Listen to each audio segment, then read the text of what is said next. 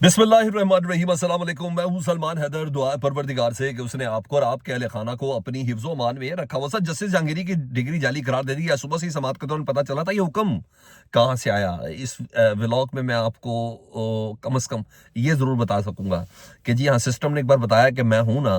क्या अदलिया, क्या सिस्टम। कुछ ऐसे लोग भी थे जो 26वीं आईनी तरमीम और फिर 27वीं आईनी तरमीम के बावजूद उन्हें नहीं लाया जा सकता था, लेकिन वो सामने खड़े हुए थे। उन्होंने इनकार किया था। क्या था कसूर? यही था ना कि 3 हल्के इस्लामाबाद के खोले थे।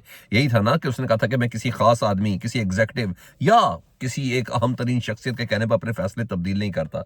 ऐसा ही हुआ जी, ऐसा ही हुआ। फिर जस्टिस डोगर साहब ने वो प्रेशर ले लिया, जिस प्रेशर से मुतलिक वो मुख्तलिफ जजेस को पहले ही आगाह कर चुके थे। जस्टिस जहांगीरी साहब को भी उन्होंने बाकायदा लूप में लिया था। लेकिन बहरहाल ये सब चीज़ें, हाँ, उधर हमारी वज़ीर आला साहबा जो हैं मरीम नवाज साहबा, वो भी अपनी जगह पर एतराफ़ करती हुई नज़र आ रही हैं। सुबह से ये समाअत थी और समझ में आ रही थी।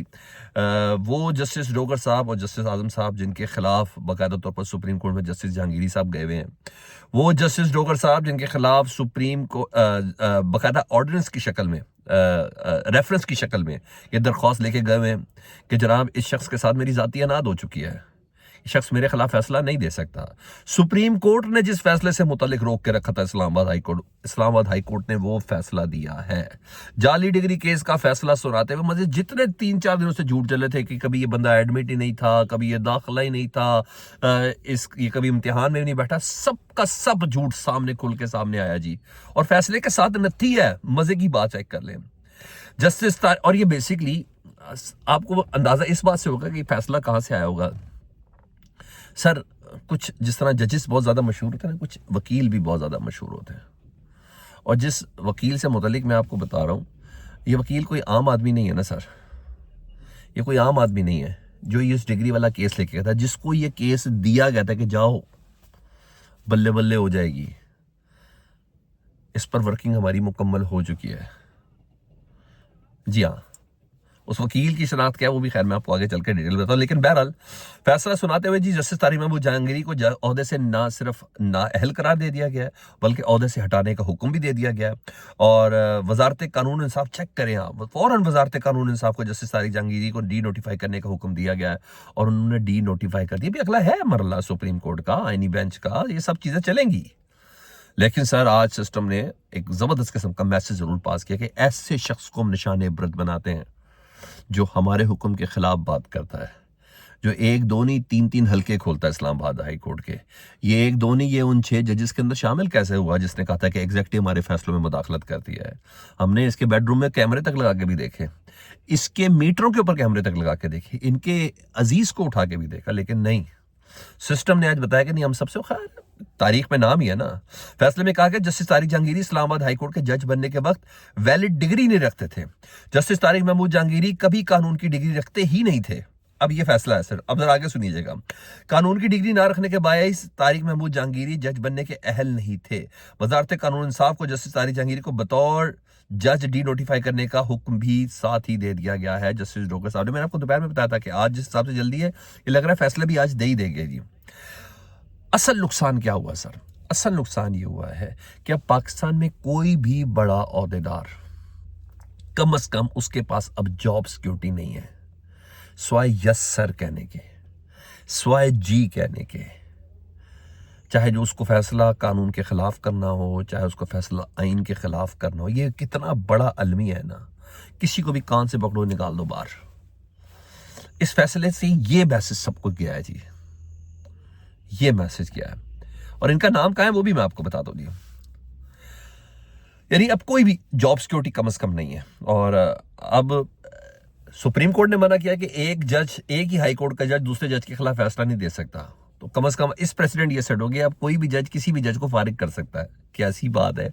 सिस्टम में कैसे कैसे मजेदार सांप होंगे, जुडिशरी में कैसे मजेदार मजेदार जज होंगे, जो जिसको यहाँ कह के अप्रोच किया जाए कि इसको फारिग करो जी, तो उसने उसको फारिग कर दिया जी। ये सिस्टम के आगे खड़ा होने की कोशिश कर रहा है। नया बाब लिखा है तारीख में, कोई शक नहीं, नया बाब लिखा गया है कि इस्लामाबाद हाई कोर्ट के 5 साल जज रहने वाला जस्टिस तारिक महमूद जहांगीरी है। 5 साल एक ही दिन में 2 घंटे की समाअत के अंदर वकला के दलाइल सुने बगैर, उसके वकला के दलाइल सुने बगैर जवाब जमा कराने का मौका तक नहीं दिया, इन्होंने ईमान मजारी समझा हुआ है। मौका तक नहीं देते हुए ओहदे से उठाकर घर भेज दिया है। ये तारीख लिखी गई है ना सर जी। और ये गैर मामूली कारनामा कोई और नहीं जी, इस्लामाबाद हाई कोर्ट में ट्रांसफर होकर आए 15वें नंबर के जज, जिसको चीफ जस्टिस भी बनाए जस्टिस डोगर साहब, और कुछ अर्सा पहले एडिशनल जज जस्टिस आजम खान साहब आए थे, उन्होंने सरेआम दिया। 5 साल सीनियर जज, इतना सा प्रैक्टिस, 40 साल की पहले की डिग्री उसकी, उसको कहते हैं।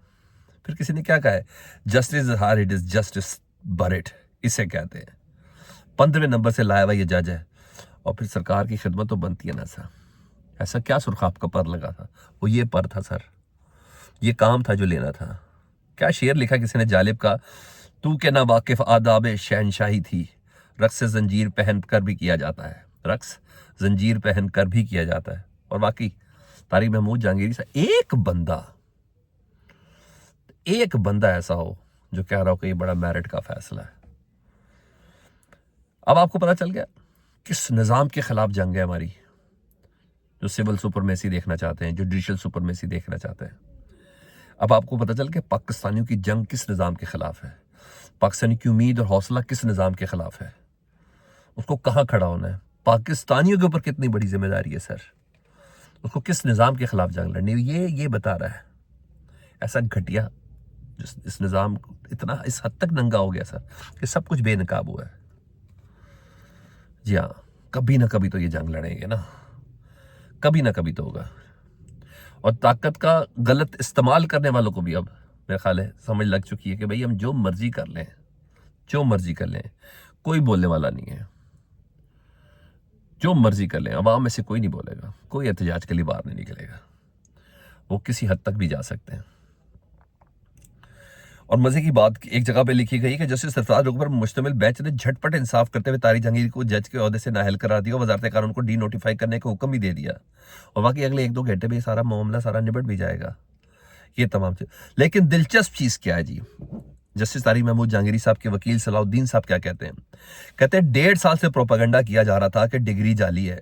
आज रजिस्ट्रार कराची यूनिवर्सिटी ने यहां तस्लीम किया है कि LLB पार्ट 1, 2, 3 में मौजूद थे और कराची यूनिवर्सिटी ने इस बात को तस्लीम किया कि डिग्री जाली के, जिसको बाद में कैंसिल किया। कराची यूनिवर्सिटी ने इस बात को भी तस्लीम किया कि यह डिग्री फेक नहीं है। डिग्री कैंसिल कैसे कर सकते हैं, जाली होना तो दूसरी बात है, कैंसिल की गई है। कराची यूनिवर्सिटी 40 साल बाद सच कह रही है नहीं, रजिस्ट्रार कराची यूनिवर्सिटी ने सिंध हाईकोर्ट के हुक्म में इम्तना पर एतराज नहीं किया। कराची यूनिवर्सिटी ने इस्लामाबाद हाईकोर्ट के सुनाने इस बात को छुपाया कि सिंध हाईकोर्ट ने डिक्लेरेशन मुअत्तल कर रखी है। ये अदालत सूरत में केस की कार्रवाई आगे नहीं बढ़ा सकती। जैसे तारिक महमूद जहांगीरी के वकील ने बात की, लेकिन बेबसी की इंतहा थी। लेकिन एक बात बताऊं, हिस्ट्री से रिलेट करता हूं। एक जस्टिस सफदर साहब थे, सफदर हुसैन शाह साहब, भुट्टो की फांसी के वक्त इन्होंने फांसी के खिलाफ फैसला दिया था। अब ये चेक कीजिएगा, जब जब ताकतवर के खिलाफ खड़ा तो उसकी डिग्री जाली कर दी जाती है। इस बंदे ने उनकी मर्जी के खिलाफ फैसला दिया था तो उस वक्त उनकी मैट्रिक की डिग्री जाली करा दी गई थी। जस्टिस सफदर की भुट्टो की फांसी के खिलाफ फैसले के बिना पर उनको सजा यह दी गई कि उनकी मैट्रिक की डिग्री जाली करार देकर उस बंदे को हाईकोर्ट से निकाल दिया गया था। यह हालत है सर। तो फिर जस्टिस जहांगीरी साहब का दर्द तो मेरा ख्याल है काफी लोग समझ ही गए होंगे कि वहां मामला था क्या। बहरहाल तारीख ऐसे लोगों को याद रखती है। जस्टिस डोगर, जस्टिस आजम, कई लोग आए होंगे, लेकिन याद जस्टिस जहांगीरी ही रखे जाएंगे। ये खड़े होने वाले बहादुर आदमी की दुनिया इज्जत करती है। और ये देखा है हमने जी, ये देखा जी, इस बंदे ने ताकत के सामने सर नहीं झुकाया। इसका सर हमेशा सब बुलंद रहेगा जी। तारिक जहांगीरी चमकेंगे जी, और बड़े तगड़े तरीके से चमकेंगे। और तारीख अतात को याद नहीं रखती, इतनी बेरहम है तारीख, हमेशा इनकार को याद रखती है। मेरा ख्याल आप समझ गए, तारिक जहांगीरी भी उन इनकार करने वालों में से। 3 हल्के खोले क्यों थे, फॉर्म 4547 वाले।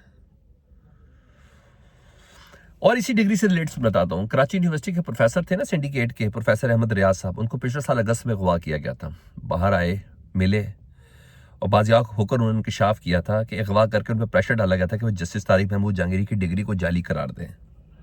लेकिन उन्होंने जाली करार, आपको समझ आ गई किस हद तक मजबूर और प्रेशर होगा जस्टिस डोगर के ऊपर और जस्टिस आजम के ऊपर, कि इस बंदे को सिंडिकेट के मेंबर को उठा लिया गया था और कई दिनों तक गायब था। फिर पूरी रुदाद उसकी, में फलाने थाने में, फलानी जगहों पे मुझे उठा के लेके गए।